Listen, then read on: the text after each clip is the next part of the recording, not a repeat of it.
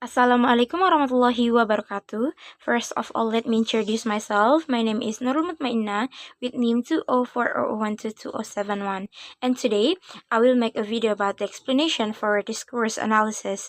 So the first question is, there are three perspectives used to explain the reason for studying discourse analysis. What perspective are they? Please briefly describe your answer. So, three perspectives in studying discourse analysis. There are three main perspectives that explain why studying discourse analysis is important. Each perspective focuses on different aspects of language use and how they contribute communication. So the first is linguistic perspective. This perspective focuses on structural aspects of discourse, such as grammar, cohesion, coherence, and sentences patterns. It helps learners understand how language is used, organized in both written and spoken text. And the second one is social linguistic perspective. This perspective examines how language is influenced by social factors such as culture, identity, and relationship between speakers. It helps learners recognize how different social contexts shape language use. And the last is pragmatic perspective. This perspective explores how meaning is interpreted in communication, considering aspects like context, speaker intentions, and implied meanings. It helps learners understand how language is used effectively in real life situations. Question number two. Who should learn discourse analysis and why? Explain your answers in detail. Discourse analysis is beneficial for various groups of people, especially those involved in language learning and teaching.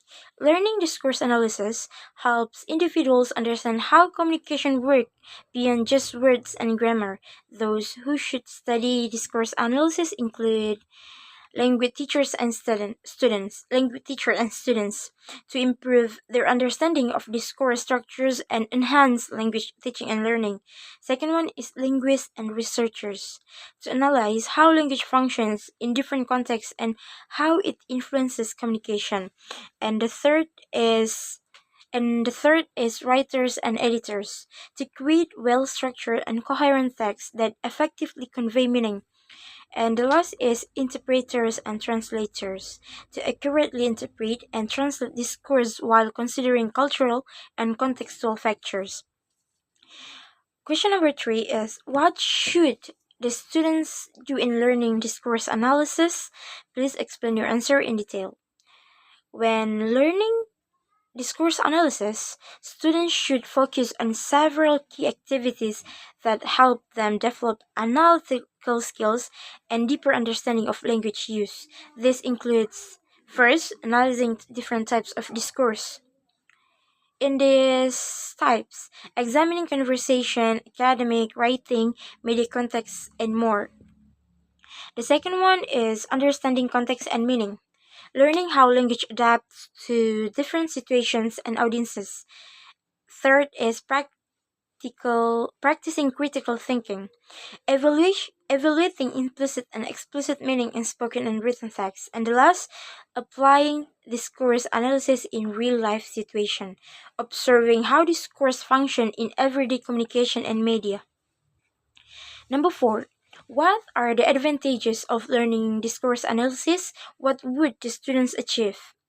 Studying discourse analysis offers several benefits for language learners, teachers, and professionals. It enables students to first develop better communication skills by understanding discourse structures and their functions, improve read second one is improve reading and writing abilities by recognizing coherence, cohesion, and textual organization. The third is enhance critical thinking by analyzing how language is used to convey message and intention. And the last is gain cultural awareness by understanding how language reflects social and cultural norms. Number five, according to discourse analysis view, what should be learned and should be taught in a foreign language? Please explain your answer in detail. When teaching When teaching a foreign language, discourse analysis suggests that learners should focus on both the structural and functional aspect of language. Important elements to learn and teach include: first, pragmatic competence, understanding how to use language appropriately in different contexts. Second is cohesion and coherence, learning how ideas are connected with text. Third is speech act and politeness strategies, recognizing how language is used to make requests, apologies, and situational factors. And number six, in a more specific case, what are the advantages of learning discourse analysis according to the pragmatic perspective? From a pragmatic perspective, discourse analysis helps learners understand the deeper meaning behind words and expression. The benefit include: the first, better interpretation and of implied meanings, recognizing indirect speech and hidden intentions. The second one is more effective communication, learning how to express ideas appropriately in different social settings. The last is improved interaction skill, understanding politeness, strategies, and cultural norms in conversation. And the last question is how to use discourse analysis in pedagogical contexts. In educational settings, discourse analysis can applied in various ways to enhance language teaching and learning. Some effective way to use discourse analysis in pedagogy include: first, teaching language skills through discourse analysis, using real-life text and conversation to develop speaking, writing, reading, and listening skill. The second one is encouraging critical thinking, asking students to analyze and evaluate language used in different contexts.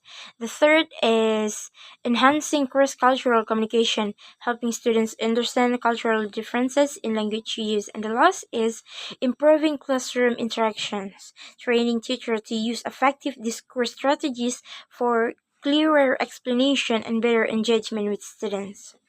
I think that's all from me. Thank you for watching these videos. Assalamualaikum warahmatullahi wabarakatuh.